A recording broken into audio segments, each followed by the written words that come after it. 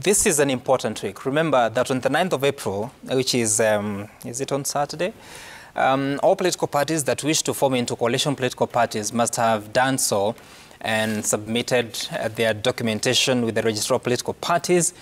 But other parties that may want to work within the ordinary coalitions, as you know them, they have, I think, 90 days to the election, which should be about 9th of May. Now, there's one that Fred Okango belongs to. They signed some few documents last week. Let's listen to what they said as they did so. Tumesaini agreement ya coalition of the three-legged stool, coalition of Azimio la Umoja One Kenya. Hakuna makasiriko, hakuna madanganyiko, Kenya mbele. Tutatembea pamoja na kuanzia leo hautaona msukumano, makasiriko wala madanganyiko. It has been really and indeed a long journey. Serious talks, heavy lifting, and we are now at a place that all of us are comfortable. Forget about the past, we've come a long way, and now we are solidly behind our team leader, the Right Honorable Raila Amolo Odinga. Once we are through with looking for votes, because we know we'll get the votes, we will be guided by those ideals of inclusivity, unifying the country, and ensuring that every one of us shares in the prosperity of this country. All right, these are some of the Secretary Generals of the constituent parties. I heard, was it Haman who said that Azimio la Umoja One Kenya is such a long, you said a mouthful? Mouthful. I'm taking the abbreviations. It comes to about ALUOK, or is it ALUOKA? Is that confirmed? That's the name now? We shall Azimio la Umoja One Kenya? We shall confirm that once we are through with the registration and the moment we get the registration certificate, because it's a requirement that when you're doing that, you must fill the form called PP19 that also gives the abbreviation of the coalition. Wow, okay, so it's still work in progress. Okay, Haman, once upon a time you predicted that it was going to be a contest between Raila Odinga, William Ruto. It appears this is what is likely to be, especially if you're to look at the key contenders. What do you see as the biggest challenges, especially of forming into this coalition political party or coalitions, and all the interests that individual political parties have, whether it's for the top seat or even the other six? Well, anytime you have more than one person getting together with another person, there are always challenges, even in a home, between man and wife, between children, siblings. And you can expect how much more challenging it will be if you get politicians from different political divides wanting to work together. It will always be challenging, and it has never been easy anywhere in the world. Go to countries which are good at forming coalitions and partnerships, UK, Israel. You'll find there's always a challenge getting people to work together. Ours is even more awkward because it is before elections.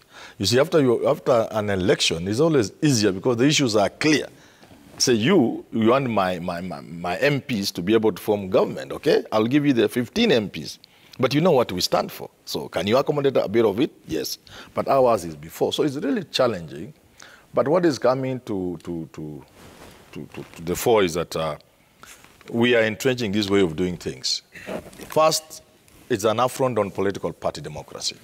Certainly you cannot have this kind of coalitions and expect to have parties flourishing. Look, Azimio has already swallowed ODM. I think it was by design. You know, that's what UDA was trying to avoid. But again, my last point is to do with that. UDA has also come to accept, like many of the things I've always said, including the BBI, come to pass. Ruto has come to the realization that this Kenyan politics, for now, is still ethnic-based. And number two is regional-based. Number three, our politics is played around big figures. You see, big names, sometimes even family names. If you want to think you can play this politics differently, and I kept saying Ruto will realize in the fullness of time that you're not going to succeed, to say you are a William Ruto alone, national party, you don't care about these tribal briefcase parties, kingpins, tribal leaders, but you will have to bring at some point Wetangula the fifth, together with Mudavadi, and a few of these others, because that's how Kenyan politics is. It is difficult some, but that's how it is. What do you mean Wetangula the fifth? Wetangula is the fifth. We from Western, we know he's the fifth. What does that mean? It means we are hoping he can become president in 2022. Things happen in politics, my friend. So anyway, what we are saying is, for both the teams, they have a challenge in many things, including nominations, including staying afloat, including accommodating some very interesting demands like names. You know, but they bring numbers. So you see, I'm happy that Kalonzo is with Azimio, because now this guy, Fred, they can now rest pretty and perhaps give him that number 2 slot. Do you intend to give Kalonzo? I suspect you want to give him, because if you give Kalonzo, then you'll benefit in one way. Uhuru said in Western during the burial of Musalia Mudavadi's mother, God rest her soul, Mama Hannah, that we can break from this Kikuyu Kalenjin thing, which is dangerous to the country, by the way. So if Azimio were to give Kalonzo Musyoka in that coalition of theirs with an interesting name, that means they can now look at Ruto and say, look, Ruto, you are a Kalenjin. You want to take off from a Kikuyu, and you are running mate as Kikuyu. So they'll be better. Maybe you had better try Kalonzo. You'll break that circle. I hear you. Allow me to hear from the Vice Chair of UDA first. Because, yes, there's that deadline of coalition political party. Has UDA now decided which form to take within Kenya Kwanza? Is it coalition political party, or is it an ordinary coalition? Well, there's work in progress. We've been discussing with our partners, the first two, that's Fort Kenya and ANC, and also the other partners that have joined us. But I just want to disabuse my good friend, Herman Manyora, that we did not refuse coalitions at the beginning, but we wanted to build our momentum first. We did not want people to hike a lift on us and leave us half the way. But now that with the fullness of time, that we have over 7 million members, of registered members of UDA, we are now willing to engage other Kenyans in forming a coalition that is durable. In the long term, we want to move into one political entity that captures the imagination of Kenyans. And that's the best way to go about it. And it's likely that without preempting what the technical team is doing, we are likely to move into a coalition where we negotiate certain positions. For example, in Trans Nzoia, we have already said we are going to support the gubernatorial candidate of Fort Kenya, that's Chris Wamalwa, for purposes of capturing that particular seat, and many other places. Instead of saying that we present candidates on Kenya Kwanza, we still believe that let us allow the parties to flourish, Fort Kenya, ANC, Jibebe, and any other political entities that will come on board come the 9th of this month. And that will allow them to move towards the normal organic motions, towards forming an entity, because we strongly believe in the next 5 years, we should be a political entity that is homogeneous and also reflects the diversity of this country. Because that's the only way we can kill tribalism. What Herman is talking about, tribal kingpins, is because we've not graduated from believing that it is only one of our own who can liberate us, to the extent that Tanzania has already done, that it is not important where you come from. It is important what training have you gone through. It is important what kind of socialization have you gone through, and do you believe in the basic tenets of the party. That is what we want to do. Okay. And personally, I've said I want to spend the next 5 years trying to see what is the best for Kenya when it comes to political entities. When you say that you want to form a common political entity in the next 5 years, I'm asking this just for clarity, because April 9th is 5 days away, which is the deadline for coalition political party. So is that one of the options, or you're keen on just a coalition? In fact, I said from the beginning that I do not want to preempt what the technical team is doing, but it is highly likely that it will be a coalition where UDA will be able to run candidates unless we feel Azimio may take away some of the seats if we field against each other. So that is the work that we've been doing for the last 1 month or so, to ensure that in some of the areas where we feel it is reasonable to present a Fort Kenya candidate for governor or an ANC candidate for governor, like in Kakamega, where we agreed our good friend Boni Khalwale goes for Senate and our good friend Malala goes for governor. Those are some of the discussions behind the scenes. But the likely format is that the parties will still have their freedom to field. And in some of the areas, we can field, Fort Kenya can field against UDA, and we do not run the risk of losing to any of our opponents. Okay. And for the presidential ticket, will it be a UDA ticket or a Kenya Kwanza ticket? Well, it's going to be clear. It is likely to be a UDA ticket. Okay. All right. So that would appear to point towards an ordinary coalition more than a coalition political party, would mean, if I'm not mistaken. That would mean they would not have a running mate from another party. That's the new law now. Hope you are aware of that. I understand, and the deadlines were very clear that whoever wanted to move to run as a UDA running mate should have moved on the 25th of last month. So it is clear. Okay. But I don't want to speculate the details because that is what Herman Manyora wants me to say. But we have already said that Mudavadi is not there now. No, we've not said that. Stated it. I have not said that. It is regarding Gachagua who did. He was on this show. But Honorable Kagusha, so we've seen some political parties closely working together with UDA, especially in the mountain. And I might have asked this question, but for the sake of moving forward, yes, he says that in some areas you will step back. Different parties will step back to allow the partners to thrive. What is the desired framework in your county, for instance, and the region? Well, in our county and in our region, we have UDA as a dominant political party, but we have a few people who may have felt like they would still stand a chance if they went to other affiliated parties to UDA. And we have no problem with that.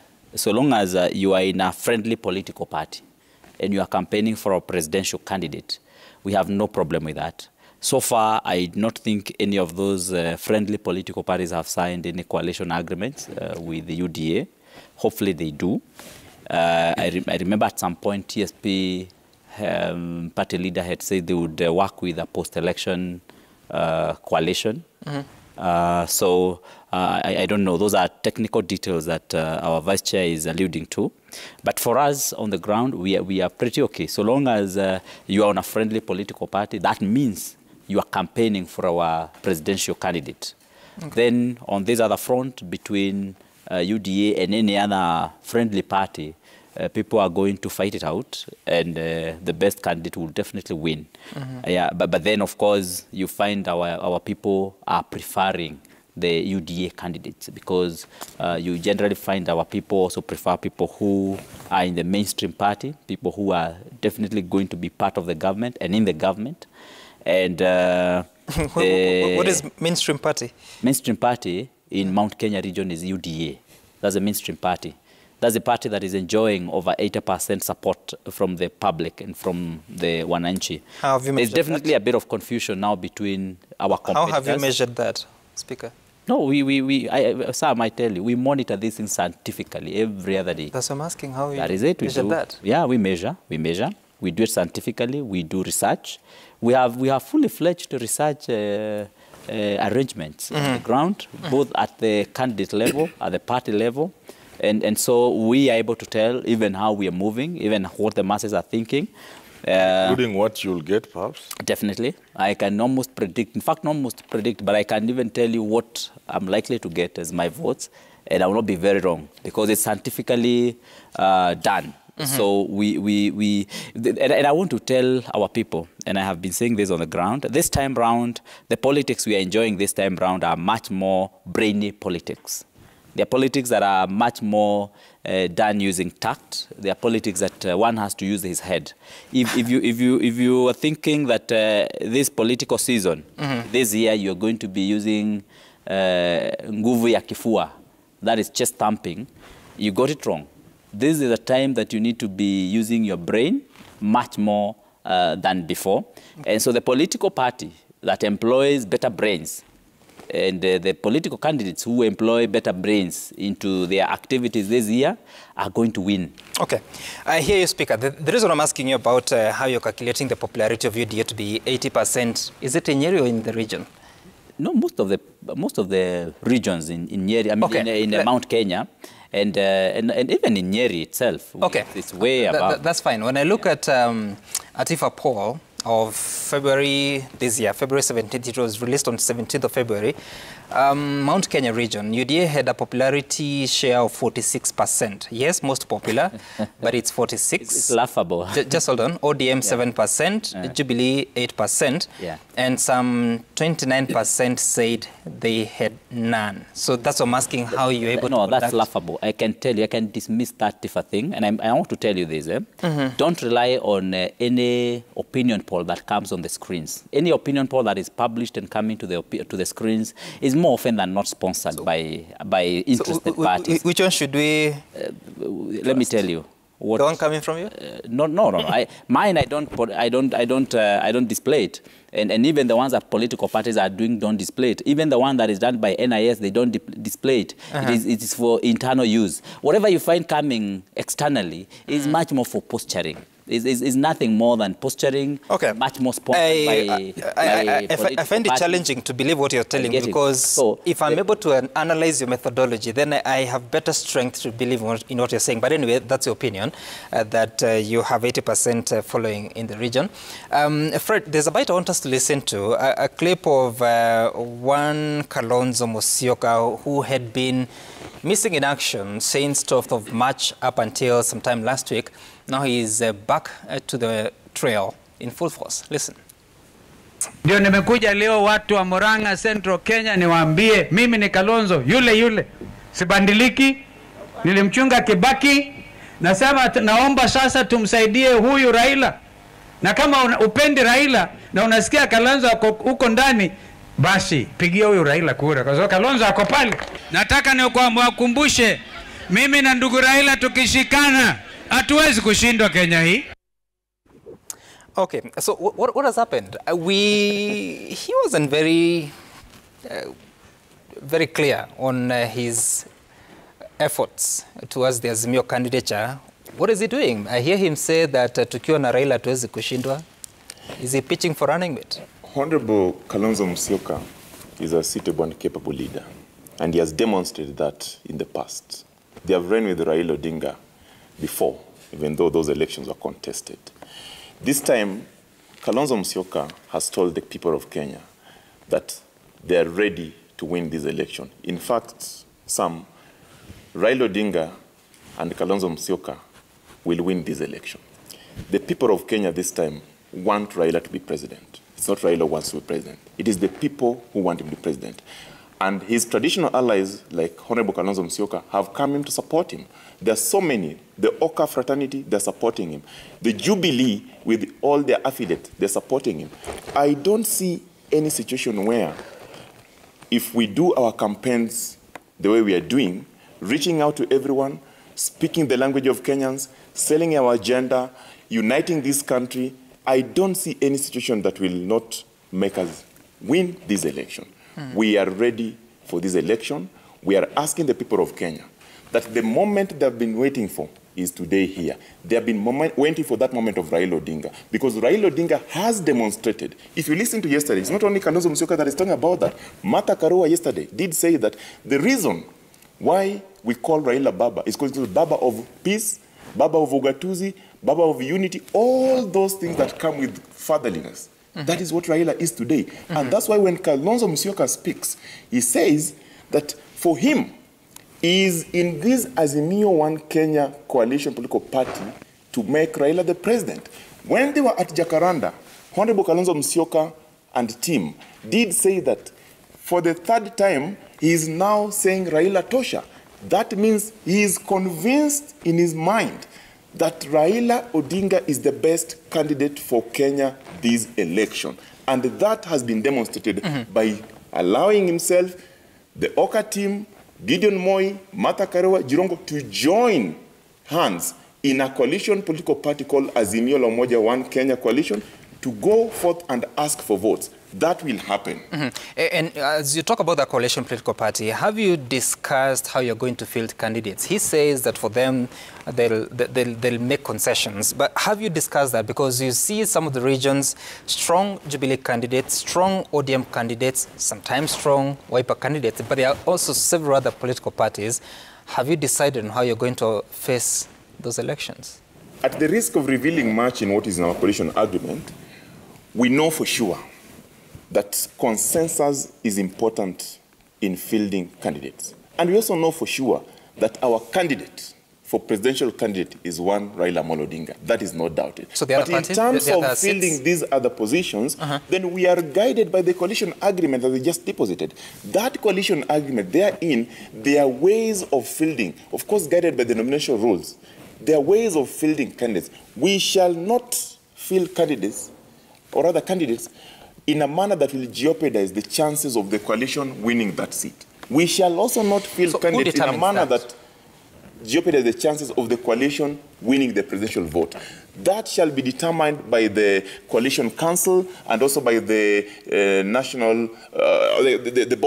National Election Board of the coalition. That will happen. But as it is now, the political parties, constituent political parties that are in Azimio One Kenya have been given the opportunity to consolidate their areas. You have seen political parties organizing their nominations. I'm sure ODM, I think, has organized theirs. KANU, we are organizing ours on 16th. Jubilee are organizing theirs. So once that happens, then we shall go for this election a strong coalition that has marked the territory. Fred, because you're running out of time, the specific question I'm asking you is, so yes, you do that. You have those concessions.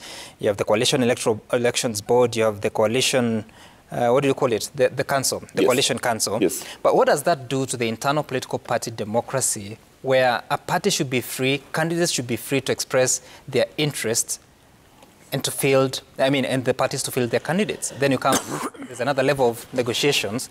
Is that furthering? There are no level of negotiations. There are structures of management. Those structures of management must also guarantee success and winning of those electoral seats. We are interested in the democracy, yes, but we are also interested in winning the particular seat. It will be not fair to win the presidential vote and we fail to win the seats that are in parliament or in the county assembly level. And that's why I'm saying we know for a fact that in going for this nomination, there are only two ways: direct nomination and direct nomination. But if you look at the more indirect nomination where you select the individuals, then the coalition will be looking at how do we ascertain the level of, the level that guarantees that some of these candidates that are contesting are popular, maybe through delegates. How do we guarantee that in terms of the interviews that have been conducted by the constituent parties, is the best candidate? That job has been left for the constituent parties to do. But Fred, can you really do that? Can you really interfere? For instance, say that ODM has decided to use consensus for a particular county seat. And then from the position of a coalition electoral board, elections board, you think this is not the right candidate? Can you really do that? No. And that's why there's what is called coalition council. In the coalition council sits representatives of the constituent parties. They are the leaders probably of those constituent parties, and they know the right thing to do.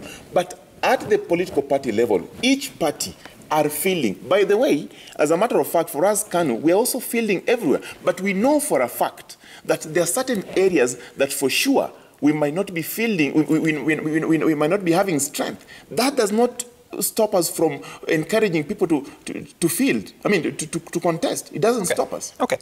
Haman, I wish you had more time. But when you observe what's going on, in 5 years' time, will we still have political parties if some of these suggestions take root in this election? I already said, if you remember, I said we are celebrating coalitions, and we are saying this seems to be the way we are moving. It's so entrenched from 2013. But I also said it is at the cost of political parties. There's no way you can run pre-election coalitions, the manner we are running them, and still hope to have political parties. So there will be casualties. But lucky enough, I think it's kind of works with the way BBI was thinking. So if BBI is reinvented, because they have succeeded to get the green light to go ahead and hold a referendum in the future, then it will be another way of entrenching it, but within the context of how BBI was seeing. In other words, BBI was looking at elections in this country being teams, so that UDA comes as a team, and Azimio as a team, Kenya Kwanza, a team that represents all Kenyans. And the other team also has all Kenyans. So if BBI goes through, as I think it will go through, you see, introducing a very different topic at the tail end of this conversation. But how would that come back? Under who? How?